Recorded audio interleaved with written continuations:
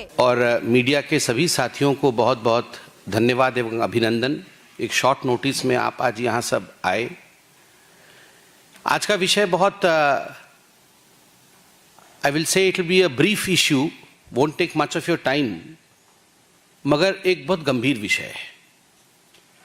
And at the outset itself I want to mention, मैं आरंभ में ही कहना चाहता हूँ कि यह विषय बांग्लादेश से जुड़ा हुआ है।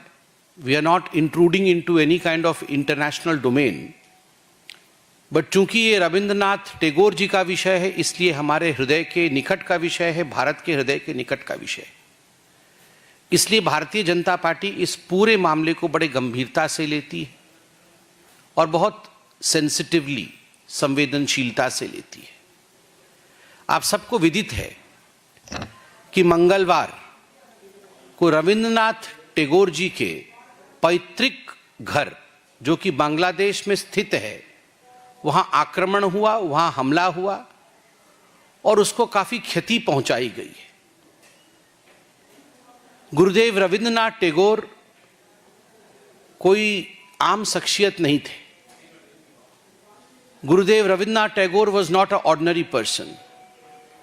He was a man of diversity. He was a man who gave a lot to this world. वो एक ऐसे व्यक्तित्व थे जो केवल सीमाओं से बंधे हुए व्यक्ति नहीं थे।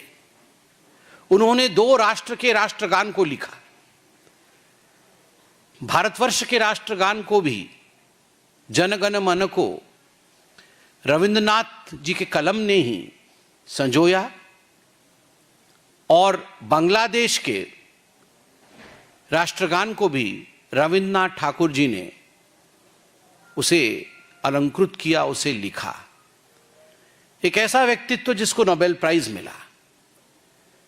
रविंद्रनाथ ठाकुर जी के दादाजी द्वारकानाथ टैगोर 1840 में ढाका से लगभग 125 किलोमीटर दूर सिराजगंज में एक 2 मंजिला घर उन्होंने बनाया था, जिसको कचहरी बाड़ी, हम लोग उड़िया में भी, बंगाली में भी कचहरी बोलते हैं जहां बैठते हैं, तो कचहरी बाड़ी मतलब घर होता है। कचहरी बाड़ी बनाया जिस पर अटैक हुआ है।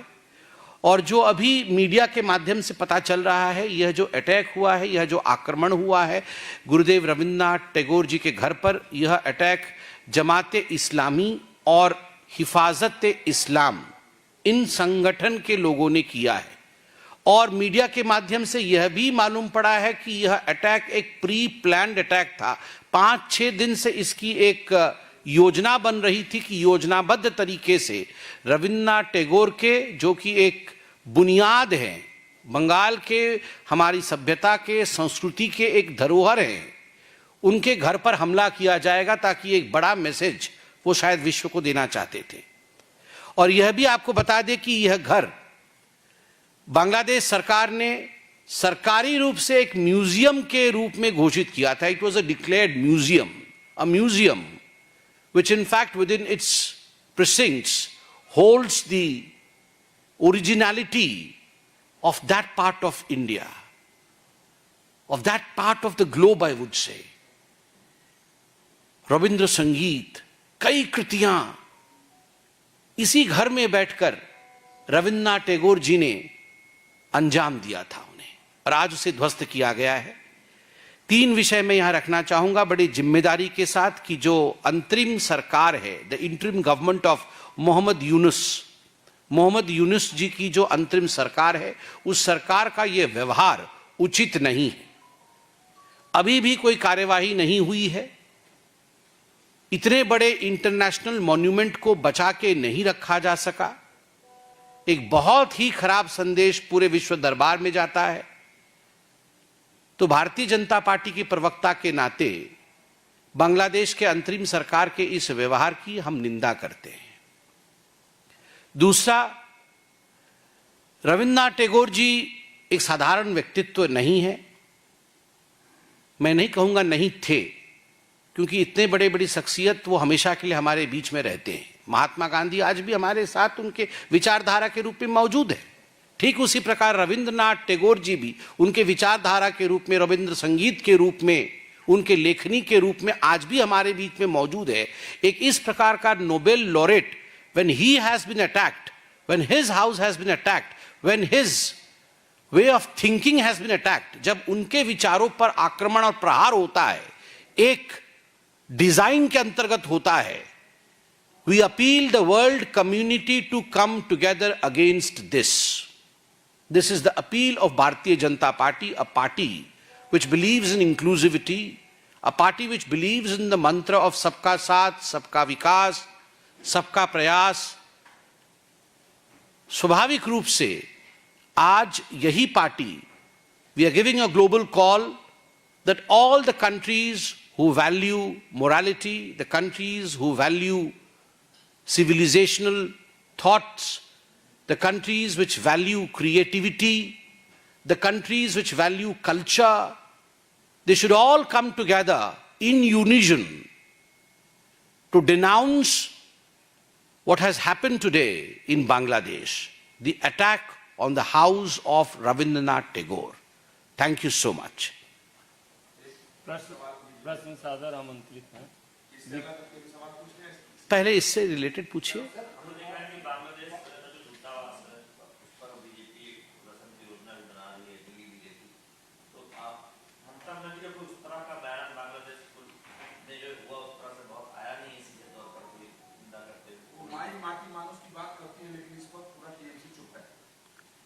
देखिए, पहली बात तो है भारतीय जनता पार्टी का इसके बाद किस प्रकार का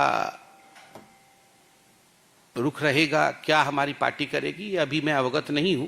दिल्ली बीजेपी इस पे आपको बताएगी और हम एक लोकतांत्रिक पार्टी है, स्वाभाविक रूप से लोकतांत्रिक रूप से अपने धरोहर को बचाने के लिए, अपने संस्कारों के हित के लिए जो हमें करना होगा हम अवश्य करेंगे, लोकतांत्रिक रूप से करेंगे। हम अपनी सीमाओं को जानते हैं कि कहां अंतर्राष्ट्रीय सीमाएं आरंभ होती हैं और उन सीमाओं के अंदर रहकर किस प्रकार से विरोध को जताना है वह भी हम करेंगे। जहां तक आपने ममता बनर्जी जी के विषय में पूछा है, ममता जी के बारे में ममता जी ही जवाब दे सकती हैं और मैं तो आप लोगों से आग्रह करूंगा, आप सशक्त माध्यम है, ममता जी से पूछिए क्यों नहीं आवाज उठाया है उन्होंने अभी तक। और रविन्द्रनाथ टैगोर कोई केवल बंगाल के धरोहर थे ऐसा नहीं। Rabindranath Tagore was one of the most renowned personalities of the world, and we are proud as Indians that he belonged to India. And of course, every Bengali is proud and should be proud of the fact that Gurudev Rabindranath Tagore belonged to that part of our country. तो ये स्वाभाविक है कि आज ममता बनर्जी को जो press conference मैं कर रहा हूं, हमसे बहुत पहले ममता जी को तो तुरंत ही इस विषय पे विषय उठाना चाहिए था, मगर वो उठा नहीं पाएंगी शायद इसलिए क्योंकि उन्हें गिल्ट कॉन्शियसनेस है। भारतीय जनता पार्टी आज वोट के विषय में सोच करके ये प्रेस कॉन्फ्रेंस नहीं कर रही है। भारतीय जनता पार्टी ये प्रेस कॉन्फ्रेंस इसलिए कर रही है क्योंकि हमें लग रहा है कि हमारे civilisational value which spread across boundaries उस पे अटैक हुआ है, तो हमने ये प्रेस कॉन्फ्रेंस किया है। ममता जी प्रेस कॉन्फ्रेंस इसलिए नहीं कर पा रही है क्योंकि उनको लगता है कि सीमा पार से आए लोग उनके वोटर्स हो सकते हैं, उनके वोट बैंक हो सकते हैं। तो they are driven by vote bank politics, we are driven by cultural politics. सांस्कृतिक विरासत की राजनीति है हमारी, इसलिए हम दोनों में पार्थक्यता है, हम दोनों में अंतर है। और कोई प्रश्न? एक मेरा सवाल है कि आपातकाल की 50वीं बरसी 25 तारीख को बीजेपी नौजवानों में जाने की तैयारी में, क्या मकसद है? देखिए, मकसद तो बड़ा साफ है। आप और हम भी उस समय, हमारा जन्म नहीं हुआ था 1947 में जब भारत आजाद हुआ था, मगर भारत की आजादी कैसी हुई, आजादी के बाद क्या हुआ, किस प्रकार का नरसंहार हुआ था जो कभी नहीं होना चाहिए, कौन कौन ऐसे महान विभूतियां थी जिनके कारण भारतवर्ष को आजादी मिली, ये सब विषय हमें जानना चाहिए। कैसे जानेंगे? पढ़ के जानेंगे, भिन्न भिन्न लेक्चर सीरीज से जानेंगे, माता पिता से जानेंगे, दादा दादी से जानेंगे। तो स्वाभाविक है किसी भी मूल समाज में, किसी भी सांस्कृतिक देश में एक चेष्टा जरूर रहनी चाहिए।